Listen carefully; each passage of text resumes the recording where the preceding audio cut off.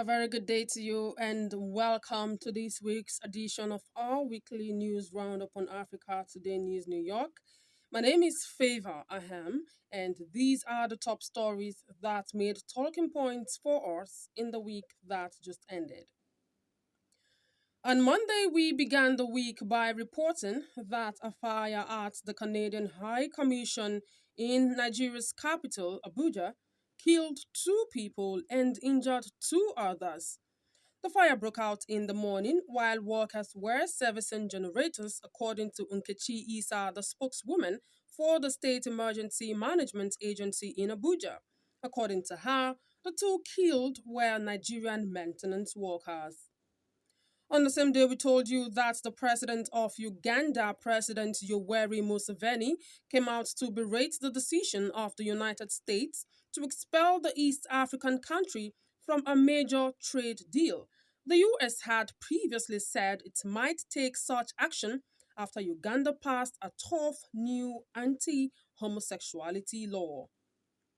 Still on Monday, we reported that the Prime Minister of Israel, Benjamin Netanyahu, again ruled out a ceasefire in the ongoing war, insisting that such will not happen until Hamas releases its captives in Gaza. However, he signaled his openness to tactical lethal pauses to allow the movement of people and aid.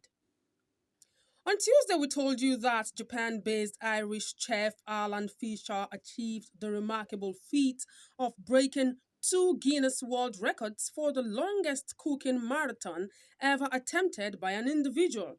Alan Fisher cooked non-stop for 119 hours and 57 minutes, breaking the prior record of 93 hours and 11 minutes set earlier in the year by Nigerian chef Hilda Bassi.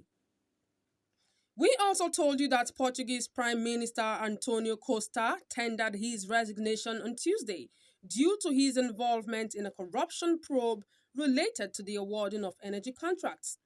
The investigation covered alleged misuse of funds, active and passive corruption by political figures, and influence peddling. On Wednesday, we reported that famous Nollywood actor and showbiz personality Kanayo O Kanayo, also known as KOK, sent a warning to Nigerian youths against ritual killings in the hope of becoming rich.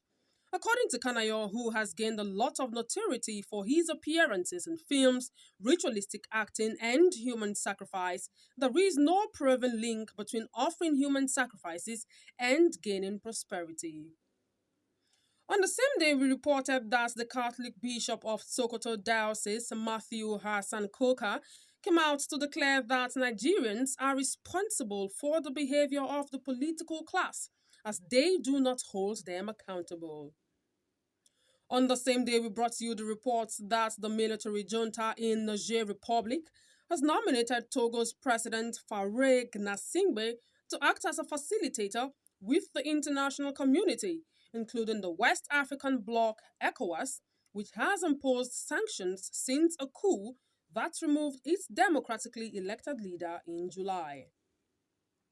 On Thursday, we reported that the presidential candidate of the Labour Party in the just concluded presidential elections in Nigeria, Peter Obi, came out to assert that the recent expenditure of 60 billion naira for the purchase of SUV vehicles for about 400 legislators was a continuation of the troubling trend in the country.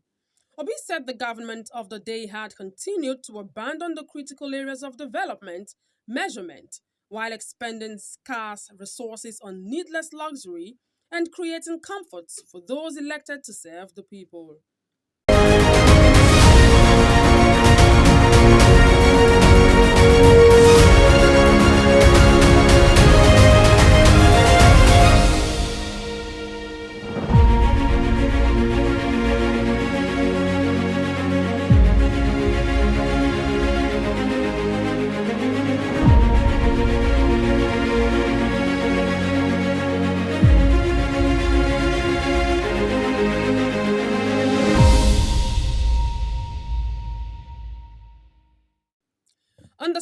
brought you the reports that the Central Bank of Nigeria, the CBN, issued out a warning to Nigerians against the rejection of any banknotes it has issued in line with the provision of the CBN Act 2007.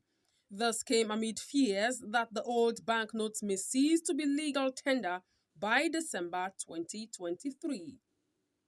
Still on Thursday, we reported that the White House came out to announce that Israel had finally accepted a daily 4-hour ceasefire in northern Gaza to allow for the safe evacuation of civilians, despite President Joe Biden expressing skepticism about a complete cessation of hostilities. On Friday, we informed you that East African country Eritrea came out to announce their decision to withdraw from the qualifiers of the 2026 FIFA World Cup just 6 days before the country were due to play their first group fixture. By that decision, they effectively ended their hopes of participating in the World Cup. On the same day, we told you that controversial Nobel laureate Professor Wole Soyinka came out to assert that technology was creating new generations of illiterates in Nigerian society, and something drastic had to be done to save the future. Finally, on Saturday, we reported that after months of vigorous campaigns and preparations by the various stakeholders, voters in Bayelsa, Imo, and Kogi states headed to the polls to elect their new governors. The Independent National Electoral Commission (INEC) had revealed that 5,169,692 voters had collected their permanent voters' cards out of the 5,409,438 voters in the three states. Finally, we told you that President of Nigeria Bola Tinubu came out to assure potential Arab investors that their investments were safe in Nigeria. The president said Nigeria was ready for business while assuring investors of some of the world's highest returns of investment. Now that's the size of our package for this week. My name is Favor Aham. Thank you so much for watching.